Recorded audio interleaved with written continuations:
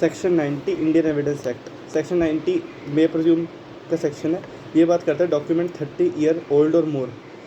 अब यूपी में ये डॉक्यूमेंट 20 साल पुराना या इससे ज़्यादा होना चाहिए, बाकी जगहों पे 30 साल या इससे ज़्यादा पुराना होना चाहिए। डॉक्यूमेंट का मतलब है ओरिजिनल डॉक्यूमेंट, कॉपी की बात नहीं कर रहे, ना ही अटेस्टेड कॉपी की बात कर रहे हैं। तो प्रिजम्पशन ये है कि मान लो 30 साल पुरानी विल है या 30 साल से ज़्यादा पुरानी विल है, अगर कोर्ट में कोई वो विल पेश करता है तो कोर्ट में प्रज्यूम कि जिसके साइन होने चाहिए थे उसी के साइन है, जिसकी हैंड राइटिंग होनी चाहिए थी उसी की हैंड राइटिंग है, और जिसने अटेस्ट करा होना चाहिए था उसी ने अटेस्ट करा है। यहाँ पे सील की कोई प्रिजम्पशन नहीं है, यहाँ पे हैंड राइटिंग की, अटेस्टेशन की और एग्जीक्यूशन की प्रिजम्पशन है। दूसरा इंपॉर्टेंट चीज़ ये है कि प्रॉपर कस्टडी से वो डॉक्यूमेंट निकला होना चाहिए। मतलब ए एक ज़मीन का मालिक है, अब ज़मीन के कागज़ किसके पास होने चाहिए थे? ए के पास। तो अगर ए 30 साल पुराने ज़मीन के कागज़ कोर्ट में पेश करता है तो कोर्ट में प्रज्यूम। वैसे ही अगर ए के भाई के पास वो ज़मीन के कागज़ पड़े हैं तो वो भी प्रॉपर कस्टडी है, क्योंकि उसका भाई है वो, तो उसके पास वो कागज़ हो सकते हैं, तो ये प्रॉपर कस्टडी है।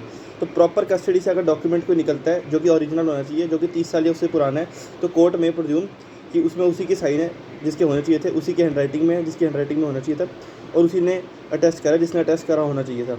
यहाँ पे सील से रिलेटेड कोई प्रिजम्पशन नहीं है। वैसे सबसे अच्छा तरीका तो डॉक्यूमेंट को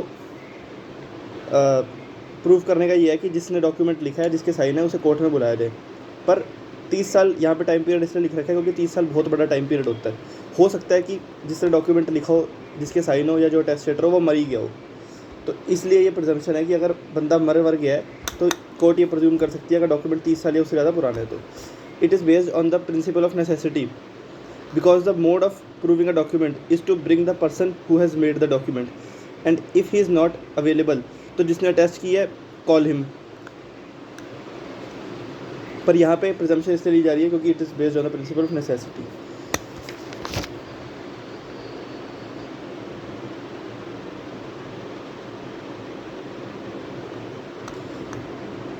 अब सेक्शन 90A, सेक्शन 90A भी इसके जैसे ही है कुछ।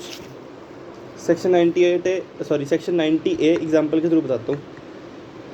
ए sent a message to B, ठीक है, 5 साल के बाद, उस मैसेज भेजने के 5 साल के बाद be showed the message in court, court में प्रज्यूम कि वो मैसेज ए ने ही सेंड करा है। मैंने किसी को मैसेज सेंड करा, 5 साल बाद उसने वो वाला मैसेज, मान लो केस हो गया हमारे बीच में किसी चीज़ का, उसने वो मैसेज जिसे मैंने सेंड करा था, उसने वो 5 साल बाद मैसेज कोर्ट में दिखाया, तो कोर्ट में प्रज्यूम कि वो मैसेज मैंने ही सेंड करा है। तो यहाँ पे 3 चीज़ें हैं सेक्शन 98A में, सेक्शन 90A में। Message electronic record 5 year old और मोर होना चाहिए, वो प्रॉपर कस्टडी से निकला होना चाहिए, और उस पर इलेक्ट्रॉनिक सिग्नेचर होने चाहिए।